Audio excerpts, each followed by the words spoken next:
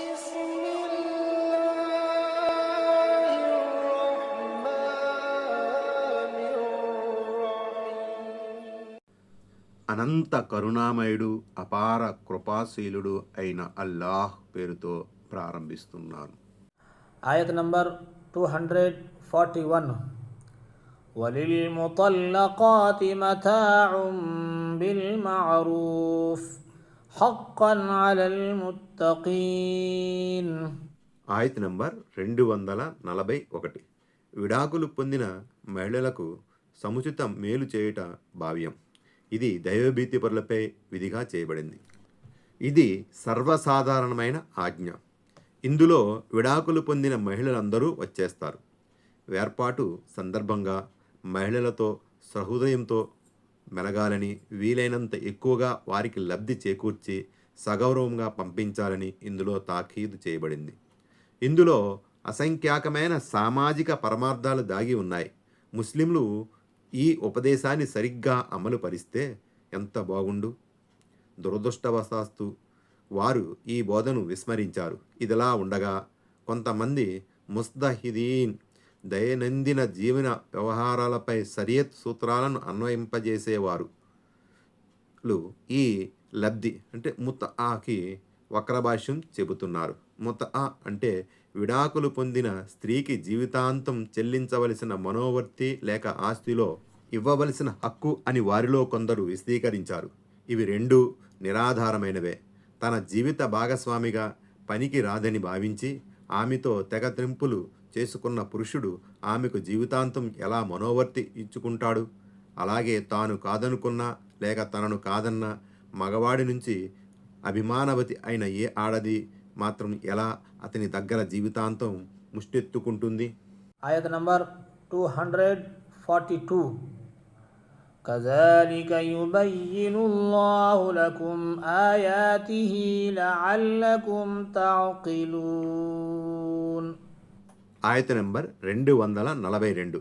మీరు అర్థం చేసుకుని బుద్ధిగా మసలుకునేందుకు గాను అల్లాహ్ ఈ విధంగా తన ఆజ్ఞలను మీకు విశదపరుస్తున్నాడు. ఆయత్ నంబర్ 243. ألم تر إلى الذين خرجوا من ديارهم وهم ألوف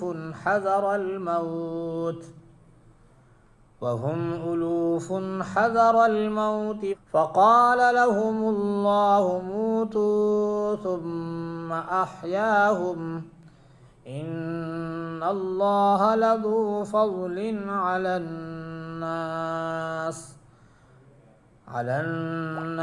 ولكن أكثر الناس لا يعلمون.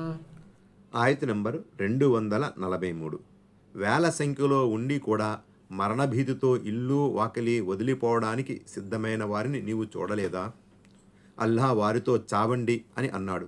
మరి వారిని తిరిగి బ్రతికించాడు.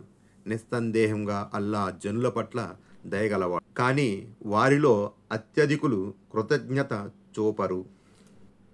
ఈ సంఘటన గతించిన ఒకానొక సమాజానిది. దీనికి సంబంధించిన వివరాలు ఏ ప్రామాణిక హదీసులో కూడా పొందుపరచబడి లేవు. కొన్ని కథనాల ప్రకారం ఇది ఇస్రాయెల్ సంతతి కాలంలో జరిగిన ఉదంతం అని, ఇజ్ ఖీల్ అనే ప్రవక్త చేసిన ప్రార్థనను విని అల్లాహ్ ఆ జాతి ప్రజలను తిరిగి బ్రతికించాడని అనబడుతుంది. యుద్ధంలో చనిపోతామన్న భయంతోనో లేక ప్లేగు వ్యాధి వాతనపడి చచ్చిపోతామన్న భీతితోనో వారు తమ ఇండ్ల నుంచి మూటాముల్లే సర్దుకున్నారు. ఆ సమయంలో అల్లాహ్ వారందరినీ మృత్యువాతన పడేసి చావు బ్రతుకులు వారి చేతుల్లో లేవని, దైవచిత్తమైతేనే వారు బ్రతికి బట్ట కట్టగలరని గుర్తు చేయదలిచాడు. వారు ఏ దేశమేగినా ఏ గడప వద్ద బ్రతుకు గడప గోరినా కడకు వారు అల్లాహ్ ఆశ్రయంలోనికి రావలసినదేనని కూడా బోధించదలిచాడు. అలాగే అల్లాహ్ చనిపోయిన వారిని తిరిగి బ్రతికించే శక్తి కలిగి ఉన్నాడు. దానికి సజీవ సాక్ష్యం ఈ ఉదంతమే. తదుపరి వాక్యంలో దైవ మార్గంలో పోరాడమని ముస్లింలకు ఉపదేశించడం జరిగింది. దైవ మార్గంలో యుద్ధమనేసరికి నీళ్లు నమలకండి అని ఇంతకుముందు పేర్కొనబడిన సంఘటన ద్వారా జ్ఞాపకం చేయబడింది. జీవన్మరణాల నిర్ణయం నేలపై కాదు నింగిపైనే చేయబడింది. యుద్ధ మైదానం నుంచి వెన్ను చూపి పారిపోయినంత మాత్రాన మీరు ముచ్చు నుంచి తప్పించుకోలేరు. ఆయత్ నంబర్ 244. 44. وقاتلوا في سبيل الله واعلموا أن الله سميع عليم. ఆయత నంబర్ 244. అల్లాహ్ మార్గంలో పోరాడండి, అల్లా అంతా వినేవాడు, అన్నీ తెలిసినవాడన్న విషయాన్ని మీరు తెలుసుకోండి. Ayat number 245. من ذا الذي يقرض الله قرضا حسنا فيضاعفه له أضعافا كثيرة والله يقبض ويبسط وإليه ترجعون. ఆయత నెంబర్ 245. అల్లాకు మంచి రుణం ఇచ్చేవారు మీలో ఎవరైనా ఉన్నారా? దాన్ని ఆయన ఎన్నో రెట్లు పెంచి తిరిగి ఇస్తాడు. ఉపాధిని తగ్గించేవాడు, పెంచేవాడు అల్లాయే. కడకు మీరంతా మరలిపోవలసింది ఆయన వైపునకే. మంచి రుణం అంటే భావం దైవ మార్గంలో ఖర్చు పెట్టడం అంటే ప్రాణత్యాగం చేసినట్లే ధన త్యాగం చేయటం. దైవ ధర్మ ఉన్నతి కోసం కష్టపడి చెమటూడ్చి సంపాదించిన సొమ్మును మనస్ఫూర్తిగా అర్పించడం. దీనికోసం ఊగిసలాడకూడదు, పిసినారితనం కనబరచకూడదు.